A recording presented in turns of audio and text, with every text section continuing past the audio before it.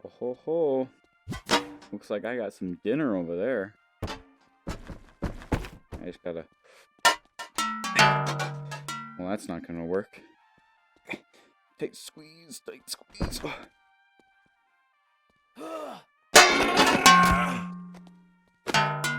Bitch. Alright, now come here. You're coming back with me. Oh, jeez. Pull, Jack, pull. Alright, now how am I gonna fit you in here?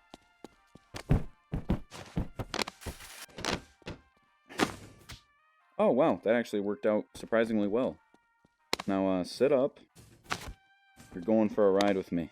You gotta break through the barricade.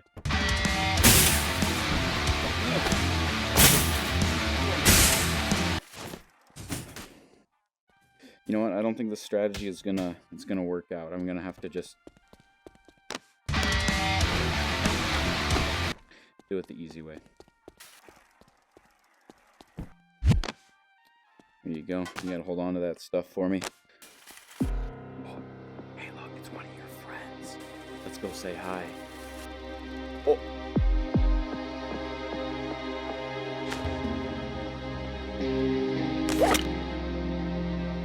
Hey, are you sleeping? Hey. Stop.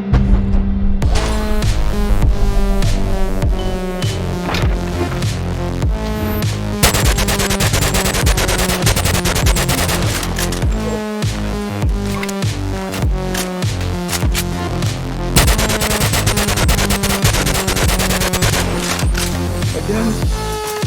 Not a problem. What are you guys doing? Jimmy, your friends are retards, bro. Alright, well that was the dumbest opening skit I've ever done. Let's fucking get out of here. Go, Jimmy, go!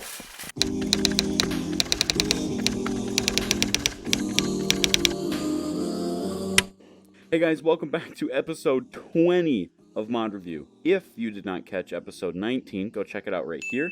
I looked at Nyquil's classic 1911, which is awesome. Before we get into anything about the gun in front of me, I would like to start off by saying now that I have made 20 episodes of this, I'm going to start making super cuts for episodes 1 through 10, and then also 11 through 20 for both the smoothness test and the cold open intros. So the not so serious review bits that some people like to skip through to watch, you can just catch those all in one video every 10 of these episodes that I make. So with that out of the way, let's get into the review here.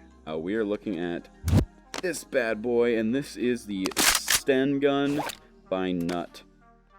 This is such a cool gun. I mean, in real life, I think it's really stupid, but to have it in Boneworks, I think is awesome.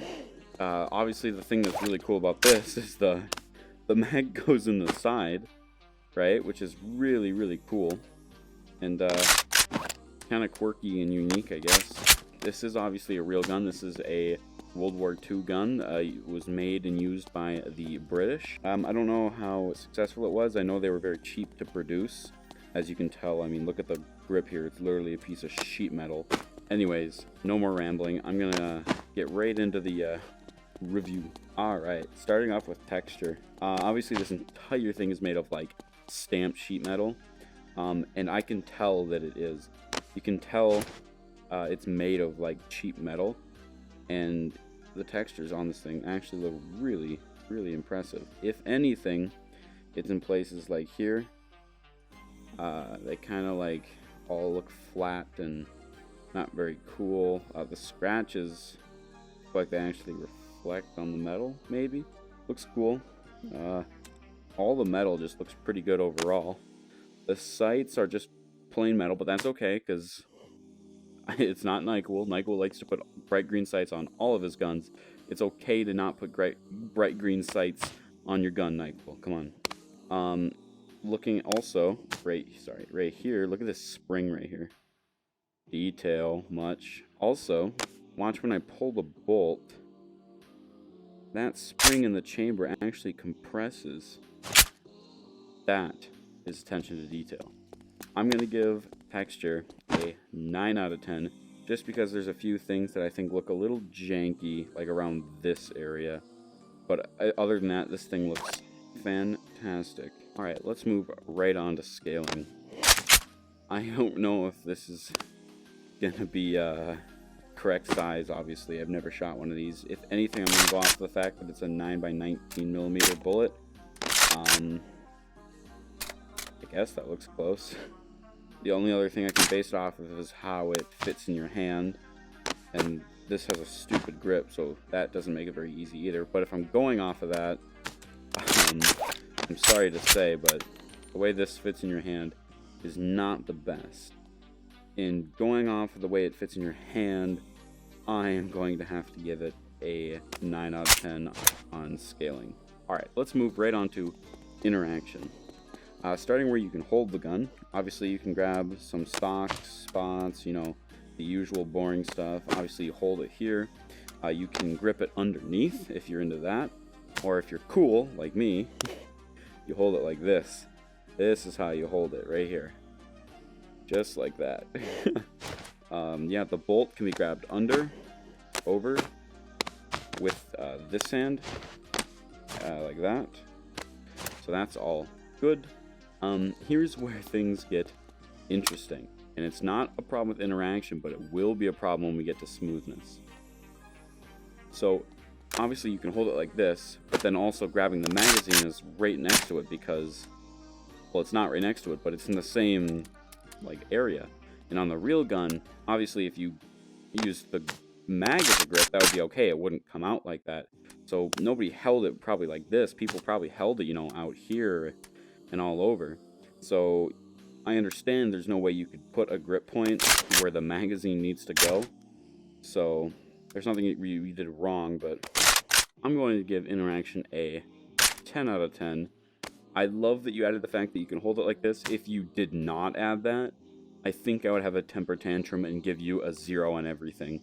So thank you for doing that. Alright, moving on to sound design. Alright, this is not this gun's strong point for sure. The mag going in is okay. I would expect it not to sound quite like that because it would be a little bit more higher pitch, more metallic. I wouldn't expect it to make such a loud, you know. And then here's the big problem. On the way out of the gun, it makes 2 clicks. Why does it sound like I'm pumping a shotgun when the mag comes out? Even if I go in slow motion.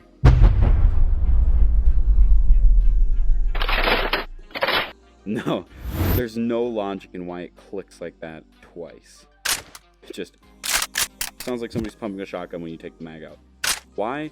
I don't know, but that's the way it is. Alright. Anyways, let's look at the bolt, because that's not good. Let's see if the bolt is. Oh, yeah.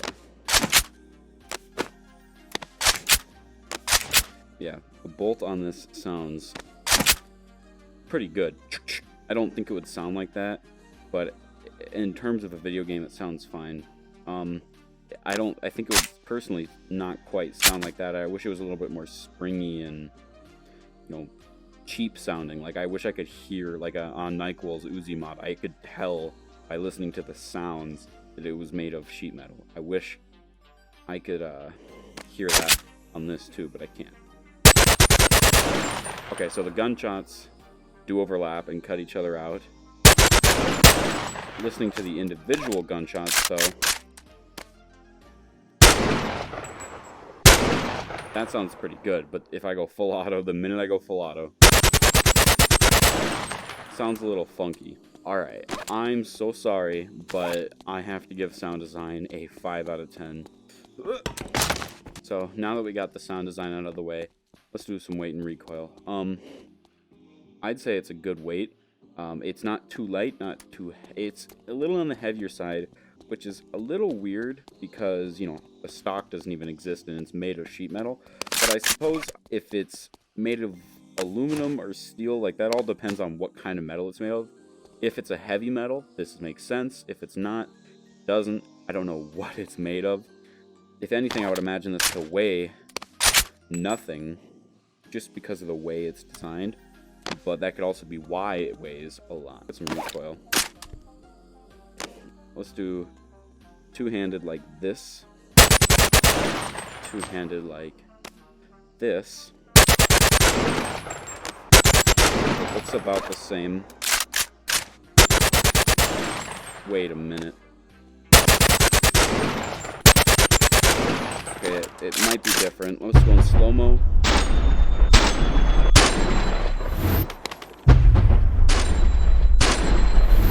You know, I really thought this thing would kick way more one-handed.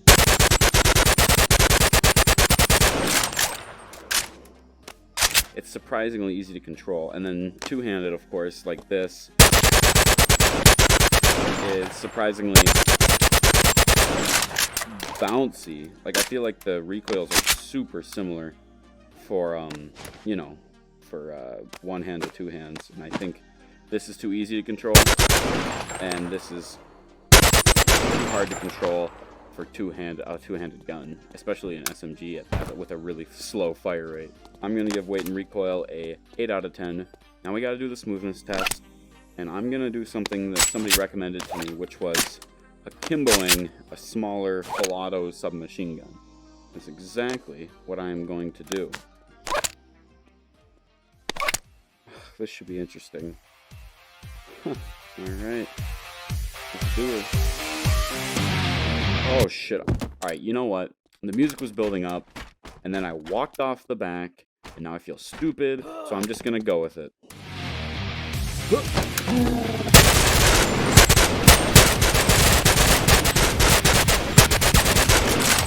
Oh shit! Give me a fucking mag.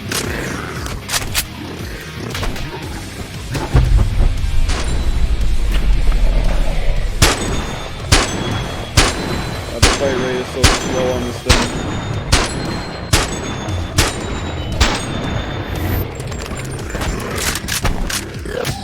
Oh.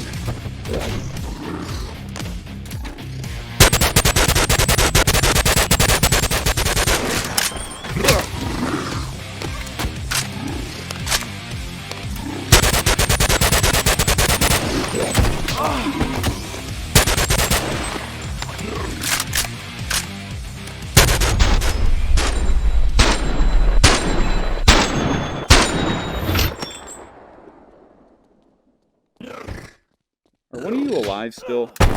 Where are you? Oh, hi. I gotta say, it's not extremely smooth, but my favorite part of it is the fact that you can hold it like this. I don't know why, but it's super fun to shoot like that. I have no idea why. Alright, so I'm gonna give smoothness an 8 out of 10. Here's the reasons. First of all, I wish you could hold the mag. That's not really one of the huge reasons. That's like a quarter of a half a point of a 16th of a whatever. Not a big deal, but I thought I should point it out. You can only hold it here. I wish you could hold it out here, but I understand why you can't. I don't even like holding it here. It's like here or nothing for me. The other problem I saw is when you eject the mag, if you watch the way it flies out, it goes vertical, like immediately. Oh, there it goes. I don't know why it does that, but that's something that would not fall into any other category except maybe smoothness, so I'm going to put it in smoothness for a problem. Creativity bonus. I am going to give it 2 points. First reason, because this spring, when you pull the bolt, actually compresses. That is sweet. And when you're shooting in slow-mo, it looks super cool. The other reason is because the mag sticks out the side. I know there's a couple of mods where the gun sticks or the mag sticks out the top. Those would also get a bonus point. So if I ever do those in the future, remind me I gotta give those a single bonus point. So 2 points of bonus. Good job. That brings us to the end of the video. And once more, like any mod review, gotta burn the bodies, and, you know, all that fun stuff. So, come back to watch episodes 21 through 30. Hopefully they're just as shit as episodes fucking 11 through 20.